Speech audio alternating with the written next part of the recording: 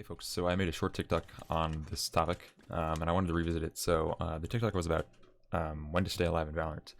I'm going to ramble here, so get ready.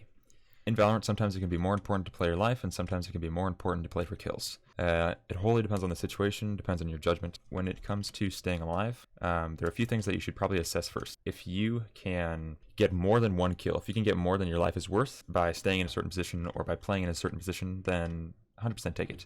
If, for example, you were staying right here, right, and the enemy team was pushing up long, and they don't have a Sova or a Sky or anything that's going to clear you, this is a good place to play because most likely, you'll get probably one or two, unless they hard clear you and you die, you just don't react fast enough. But it's a good gamble to take, right? If you can get 2 or 3 kills off this, then it's 100% worth. However, if you're in a default position like this, right, and the side is getting rushed by 5 people, and they have a Sky and a Sova, maybe even an Omen, like you're gonna get flashed across here. Somebody's gonna flash backside, Jett's gonna dash here, and you're just gonna die, right? You're not gonna get any worth. You make it a 5v4, bomb is down, and the retake goes from plausible to nearly impossible. It's different on every site, it's different for every situation, it's different for every character. For example, if you are playing something like a Cypher where you have 0 movement abilities and no way to get out, all of your kills come from outsmarting your opponent and the likes, playing a position like this is not a great idea. It's a little different if you're Jett, let's say.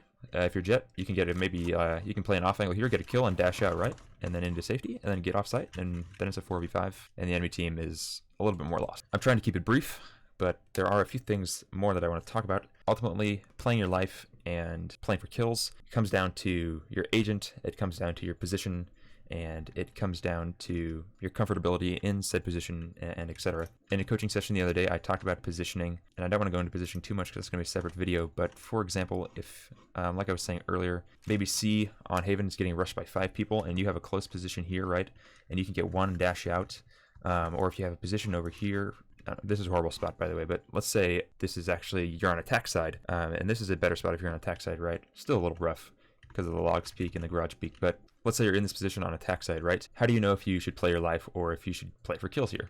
Well, let's say you have an enemy, or a teammate rather, back here, and you have your position here, and maybe you have a garage smoked, so this angle's cut off. Then 100% you should stay on site, because then if this guy gets pushed, this is an easy peek for you, and you can maybe trade him. You can help a guy out, because if the guy comes logs, your teammate's going to die. Not only does it come down to positioning and the agent you're playing, but it also comes off to where your teammates are, right? If you have a teammate in an angle where you can trade, then it's good to stay on site and take the gamble that you can trade maybe 1 or 2 more than his life is worth.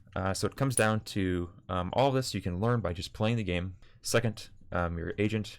Third, your position, and 4, the positions of your teammate. So keep that in mind next time you are sort of deciphering whether or not you should stay on site.